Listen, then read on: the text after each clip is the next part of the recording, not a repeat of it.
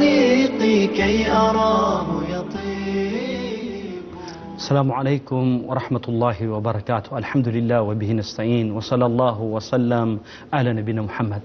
Walhamdulillah na tayo ngayon ay dumako sa pangalawang bahagi ng ating hadith. At ito ay hadith ng Arba'in Nawawiyah kung saan ito ay magtatalakay ng hadith ni Jibril alayhi salatu wasalam. Kaya dahil dito ating simulan po ito sa hadith na sinabi ni an Umar radhiyallahu ta'ala anhu qal aidan. Ito'y sinabi ni Umar bin Khattab radhiyallahu anhu na ang unang hadith na ating napag-aralan noong nakarang linggo ay hadith din ni Umar at ito din ay pagpapatuloy na isinalaysay ni Umar bin Khattab radhiyallahu anhu. Kanyang sinabi, بينما نحن جلوس عند رسول الله صلى الله عليه وسلم ذات يوم إذ طلع علينا رجل شديد بياض الثياب شديد سواد الشعر لا يرى عليه أثر السفر ولا يعرفه منا أحد حتى جلس إلى النبي صلى الله عليه وسلم. Kayong taong ito ay isang araw na upo ang propeta Muhammad alayhi salatu wasalam kasama kanyang mga sahaba radhiyallahu anhum yarda, kung saan may isang tao na dumating na sadyang napakaputi ng kanyang buhok at ibig sabihin napakaitim ng kanyang buhok at napakaputi ng kanyang damit, na para bagang walang athar, walang epekto sa kanyang paglalakbay, na parang sa labas lang siya nanggaling. At ang nagtataka kami, sabi ni Umar bin Khattab radhiyallahu anhu, na wala man lang nakakilala ng isa sa amin sa kanya. At ang ginawa niya ay dumating siya at umupo sa harapan ng propeta Muhammad alayhi salatu wasalam, na ang kanyang tuhod ay nakaharap sa tuhod ng propeta alayhi salatu wasalam. At ang kanyang kamay ay nilagay niya sa hita ng propeta Muhammad alayhi salatu wasalam.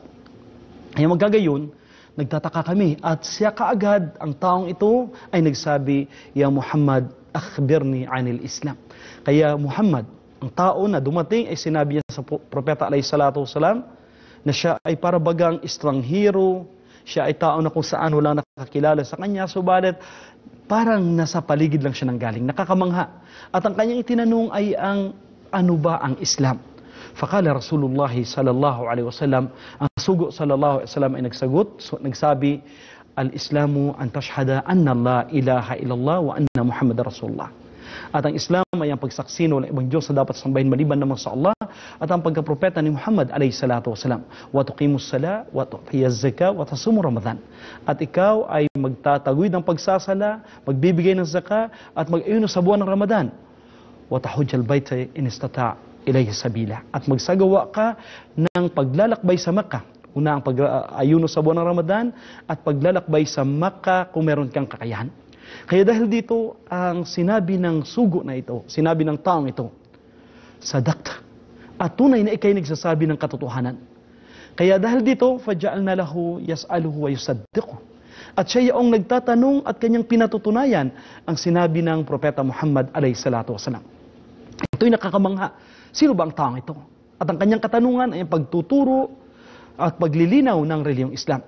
Kaya dahil dito sa pagpatuloy ng hadith, fa-akhbirni anil iman. At sabihin mo sa amin ang iman. Ang una yung Islam, ang 5 haligi at ang iman. Qala sallallahu alaihi wasallam, an tu'mina billahi wa malaikatihi wa kutubihi wa rasulihi wal yawmil akhir wa tu'minu bil qadri khairihi wa syarrihi. At ang nasabi ng sugo alayhi salatu wasalam, ang maniwala ka sa kaisa ng Allah subhanahu wa ta'ala, ang maniwala ka sa kanyang anghel, sa kanyang mga propeta, sa kanyang mga revelasyon, sa araw ng paghukom at sa qadar, kainatnan ng tao, mabuti man o masama. Ito yung kapalaran o tadhana. Maggagayon kung anong sinabi niya sa una, sadakta. Ikay nagsasabi ng katotohanan. Kaya sa pagpapatuloy ng taong ito, sa pagtatanong sa sugo alayhi salatu wasalam, pa-akhbirni anil ihsan. At sabihin mo sa akin ang ihsan. Ito yung pangatlong katanungan na itinanong ng taong ito. Qala sallallahu alayhi wasallam, an ta'budallah ka'annaka tarahu, fa in lam takun tarahu, fa innahu yarak. At kasintulad na ikaw ay gumagawa ng pagsamba na para bagang nakita mo siya. Subalit sa katunayan ay hindi mo siya nakita. Tutuong na ikaw ay nakikita niya. At pagkatapos, tinanong niya ang propeta alayhi salatu wasalam, fa-akhbirni anis sa'a. At sabihin mo sa amin ang sa'a. Ang tinutukoy niya ay ang sinasabi nating araw ng paghukom. Ang oras na kung kailan itatayo ang araw ng paghukom.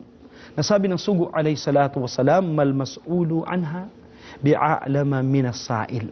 Kaya ang tinatanong o ang nagtatanong ay higit na nakakaalam kaysa sa tinatanong. Kaya dahil dito, nagtanong ang taong ito, fa akhbirni an imaratiha. Sabihin mo sa akin ang kanyang mga tanda. Qala sallallahu alaihi wasallam, sinabi ng sugo alaihi salatu wasalam, an talidal ummata rabbataha, na ang isang nanay ay manganak siya ng kanyang amo. Ito'y kamangha-mangha ng mga usaping bagay na kung saan ipapanganak ng amo ang kanyang, ipapanganak ng isang babaeng alipin ang kanyang amo. Ito isa sa mga tanda na sinabi ng sugo sallallahu alaihi wasallam, wa antara al-hufatul urat al-ala tari'a sya'i yatatawalluna fil bunyan. At ang mga taong wala silang pananamit at hindi sila nakatsinilas ay magpapaligsahan ng pagtatayugan ng mga gunsali. Pagkatapos nito, thumman talaka falabitha maliyan thumma qal. At siya ay umalis pagkatapos na tinanong niya sa sugo alayhi salatu wasalam. At pagkatapos, si Umar bin Khattab radhiyallahu anhu ay tinawag ng sugo alayhi salatu wasalam. Ya Umar, naam, atadri man sa'il. Ya Umar, alam mo ba kung sino nagtatanong? Kaya si Umar bin Khattab radhiyallahu anhu, isa sa mga mataas ang kanyang iman, at siya ay pangalawang khalifa ng Propeta Muhammad alayhi salatu wasalam pagkatapos ni Abu Bakar. Kanyang sinabi, Allahu wa Rasulu a'alam. Ang Allah, ang kanyang sugo ang nakakaalam. Kaya dahil dito sinabi ng sugo alayhi salatu wasalam, qal fa innahu Jibrilu atakum yuallimukum dinakum.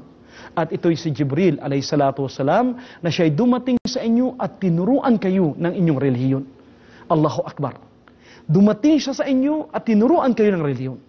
Kaya dahil dito makita natin ng ating pananampalataya, aking mahal na mga kapatid, ay naitayo sa napakaliwanag na revelasyon na nanggaling sa ating dakilang tagapaglikha. Na ang anghel na si Jibril alayhi salatu wasalam nandun sa katastaasan at ipinag-utusan ng Allah Jalla wa Ala na tayo ay tuturuan ng relihiyong ito.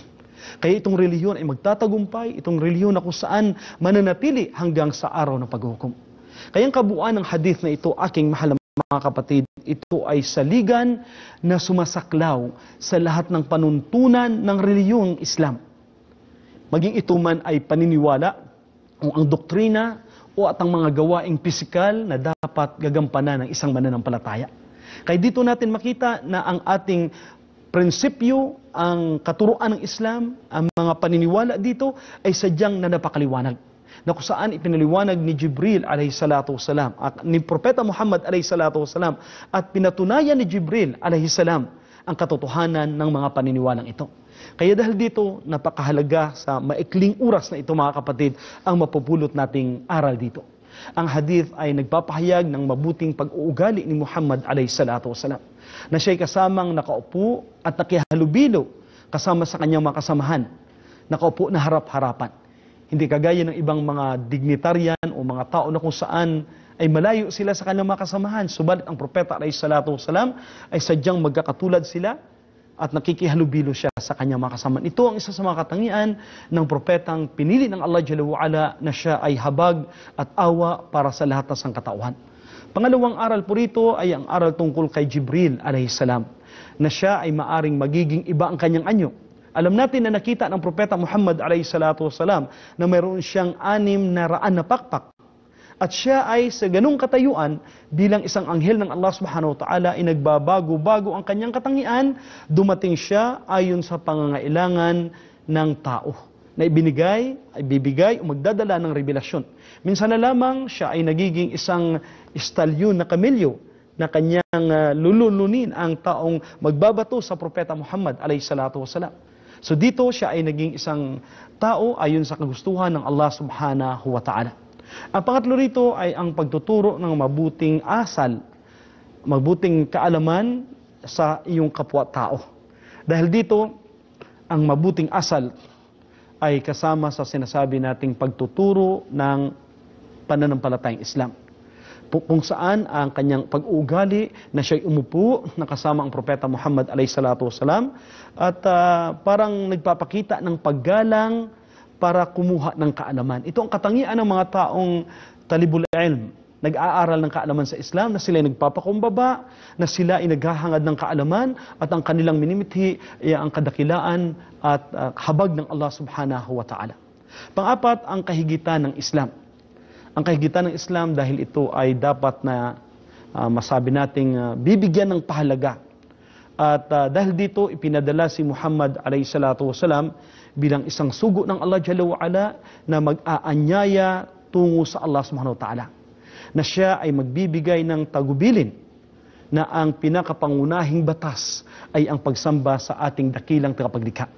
Kaya dahil dito, ang mga sugo o ang mga sinasabi nating tagapagpahayag ng Islam, kagaya na lamang si Mu'adh bin Jabal na pinadala sa Yemen, radiyallahu anhu, na una, ikaw ay makipagkita sa mga taong angka ng kasulatan, Hudyo at mga Kristiyano.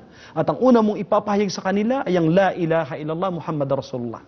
Ito yung pang-anyaya ng Islam na nagmula sa Quran at Sunnah ni Propeta Muhammad alayhi salatu wasalam.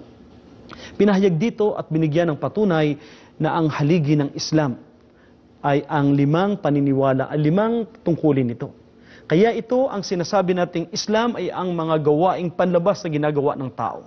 Una mula sa kanyang dila, sa kanyang katawan, sa kanyang kayamanan. Kagaya na lamang na yung pagsasyahada, sinasabi ng dila, Asyhadu an la ilaha illallah wa anna Muhammadar Rasulullah. Ang pagtataguyod ng pagsasala ay sa katawan po natin. Ang pagbibigay ng zakah ay sa kayamanan po natin. Ang pag-ayuno sa buwan ng Ramadan, ito yung mga gawain ng pagtitiis at pagtitimpi na iiwas sa mga ipinagbabawal ng Allah subhanahu wa ta'ala habang ikay nag-aayuno. Samantala, ang pagkain, ang inumin ay hindi naman bawal sa Islam. Dito ay meron kang araw na kung saan, alhamdulillah, may pagtitiis na ito'y ginagawa mo na ang iyong hinahangad ay ang ganipala mula sa Allah subhanahu wa ta'ala. At ang kombinasyon ng sinasabi nating paggugol ng kayamanan, pagtitiis at ang ating katawan ay ang sa pagpapahayag natin ng paglalakbay sa Makkah.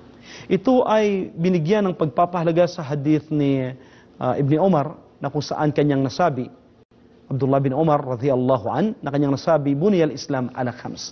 Ang Islam ay naitayo sa 5, ito yung inulat ni Imam Bukhari, at ito'y pagpapahayag ng pagbibigay diin at pagbibigay ng patunay ng Islam. Bilang isang Muslim, tayo ay nagtataguyod ng gawain ito dahil ito'y pinag-utos ng ating dakilang tagapaglikha. Kaya dito, kapag ang tao ay nabanggit niyang La ilaha illallah at siya ay nagtataguyod ng pagsasala, siya ngayon ay pumasok bilang isang Muslim. Kaya dahil dito, ito'y pinamagatan ng ilang mga pantas kung saan ito yung maratib ng din. Dahil ikaw ay noong nagbanggit ka nito, ikaw ay pumasok bilang isang Muslim. Ito ang katayuan mo. Dahil sa pagsasagawa mo ng syahada hanggang sa Hajj, kung ikay may kakayahan, lalong-lalo na ang 5 beses na pagsasala, dito ay nagiging isa kang Muslim. Ang sunod dito, na antas niya ay ang sinasabi nating pagiging mu'min, pagiging totoong mananampalataya na ginagampanan mo yung tungkulin at totoong mayroon kang paniniwala. Kaya dahil dito, ang isang tao kapag totoo ang kanyang iman, ito yung matatawag siya na mu'min, ay aangat at aangat ang kanyang mga gawain at tuluyan niyang iwanan ang mga ikinagagalitan o mga bagay na kung saan kinasusuklaman ng ating dakilang tagapaglikha.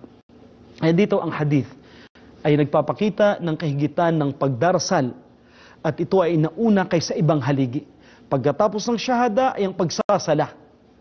Ang hadith na ito ay nagpapaalala sa atin na ang pagtatayo ng pagdadarasal at pagsasagawa nito sa tamang oras na mayroong wajib ang kanyang mga rukun o ang kanyang kondisyon o ang kanyang mga wajibat o ang kanyang mga sunan na kung saan ginawa ng Propeta Muhammad alayhi salatu wasalam.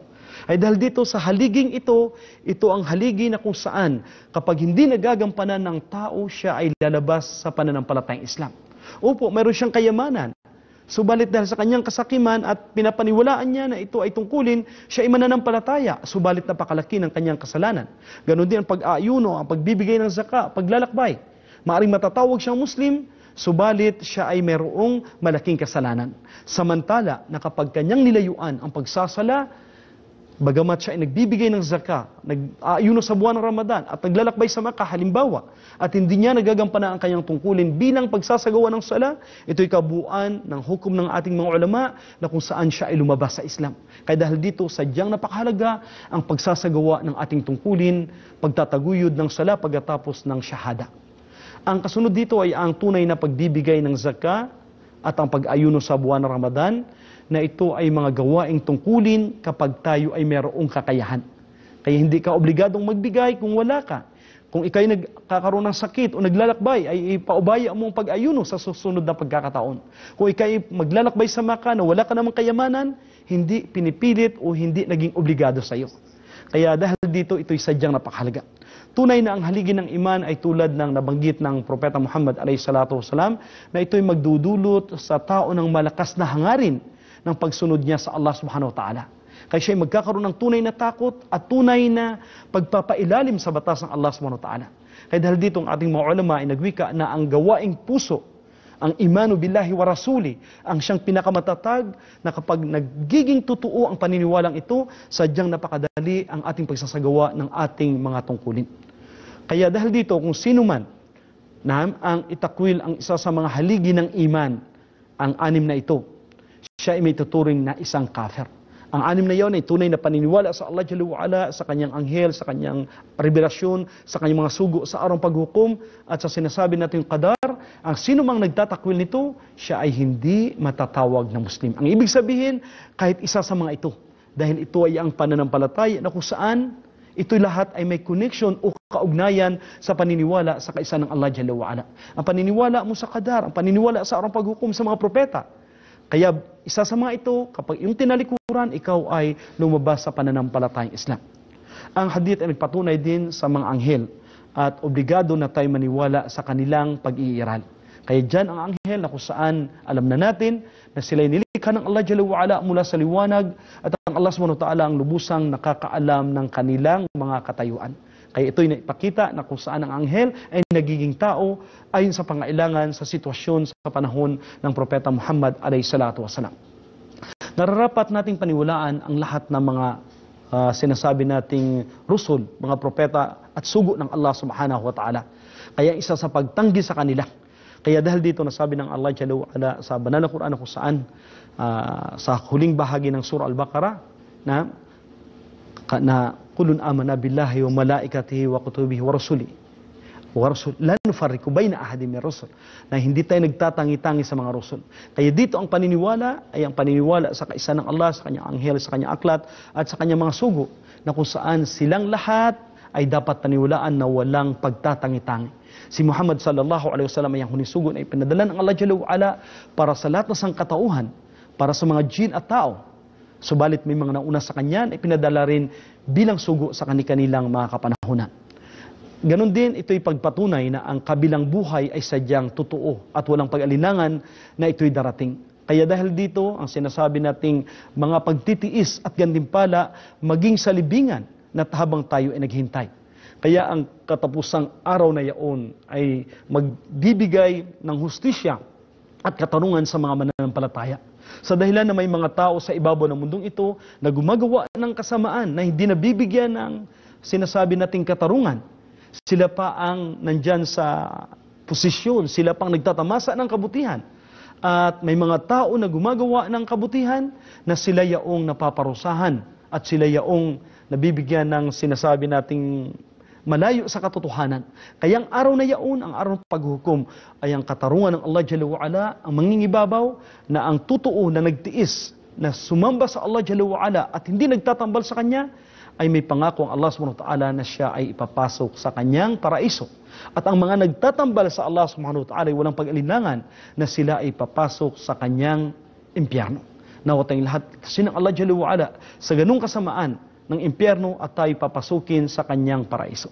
Kaya dahil dito, aking mahal na mga kapatid, ang paniniwala sa qadar ay sadyang napakahalaga. Sa dahilan na maging ikaw ay magbibigay pa ng sinasabi nating kabundok na sinasabi nating sadaka o gagawin mong zaka, ang bagay na yaon, bundok ng Uhud, at hindi ka naniniwala sa qadar, ay magiging walang kabutihan sa iyo. Kaya dahil dito, itong paniniwala na ito ay magdudulot ng walang hanggan ng kaalaman ng Allah Jalla wa Ala, ang hustisya ng Allah subhanahu wa ta'ala. Kaya dahil dito, ang pagtitiis sa mga nakikita natin ayon sa ating pangunawa na dapat pagtitiisan at pagpapasalamat sa mga kabutihang ipinagkaloob ng ating dakilang tagapaglikha. At tunay na ang saa, ang oras, ang mundong ito ay gugunawin ng Allah Sisirain ng Allah Jalla wa'ala at gagawa siya ng bagong lugar na kung saan doon mag-iipon at husgahan ang bawat isa't isa at kanyang ihanda ang paraiso o nahanda na ng Allah Jalla wa'ala ang paraiso sa mga taong mabubuti at naihanda na rin ang impyerno sa taong gumagawa ng sinasabi nating mga kasamaan. Kaya ang pagbibigay ng panayam sa pagtuturo ay hinggil sa mga bagay na nakukubli ay tunay na ito ay isa sa mga kaalaman na itago ng Allah Subhanahu wa Ta'ala. Kagaya na lamang sa nasabi ng Sugo alayhi salatu wasalam, atadaruna manis sa'il. Kaya alam nyo ba kung sino ang nagtatanong? Kaya ito ay ilan sa mga pag-estilo ng pagbibigay ng kaalaman ng Sugo alayhi salatu wasalam na may mga bagay na kung saan hindi natin alam at ito ay alam lamang ng Sugo dahil siya ay tuluyang nakatanggap ng revelasyon mula sa ating dakilang tagapaglikha. Kaya nabanggit na hadith na ito ay ang kabuuan ng reliyong Islam na kung saan si Angel Jibril ay dumating at kanyang sinabi, yu'allimukum dinakum. At siya ay dumating upang kayo ay tuturuan ng inyong reliyon. Ang bagay na ito o ang katuroang ito na ating napag-usapan ngayon sa hadith na ito ay sadyang napaka-iksi po lamang. Subalit aking binibigyan ng pahalaga na ang kabutihan at kahigitan ng pananampalatayang Islam na kapag ating isa sa buhay ang utos nito, tunay na tayo ay magtatagumpay at aangat ang ating antas. Kapag tayo gumagawa na ng ating tungkulin, matatawag tayo na isang Muslim. At kapag tayo ay may totoong iman at umaangat ang ating iman sa paniniwala at pagsagawa ng mga kabutihan, tayo ay magiging mu'min. At hanggang na tayo ay magiging muhsin, na kung saan ikaw ay gagawa ng gawain na kung saan ikaw ay kasintulad na nakita mo Allah at hindi mo siya nakita, tunay na ikaw ay nakita ng Allah Subhanahu wa Ta'ala.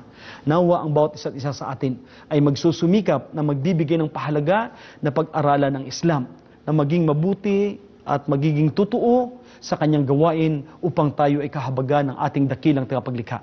Tunay na ang Islam ay pamamaraan ng ating buhay hanggat sa ating pagkipagkita sa ating dakilang tagapaglikha. Kaya ito ang ating baon, ang pananampalatayang Islam, upang sa gayon, sa araw-araw nating pamumuhay, ay tayo kahabagan at kaawan ng Allah Jalla wa'ala at tuloy-tuloy ang kanyang patnubay sa atin. Wa akhir da'awana anilhamdulillahi rabbil alamin wa sallallahu wasallam ala nabina Muhammad. Assalamualaikum warahmatullahi wabarakatuh. أسعد قلوبا بالهداية والحياة بحبنا للدعوة لله رب العالمين تطيب أسعد قلوبا بالهداية والتقى ونر طريقي كي أراه يطيب طيب الحياة بحبنا للدعوة لله رب العالمين تطيب أسعد قلوبا بالهداية والتقى وأنر طريقي كي أراه يطيب وأنر طريقي كي أراه يطيب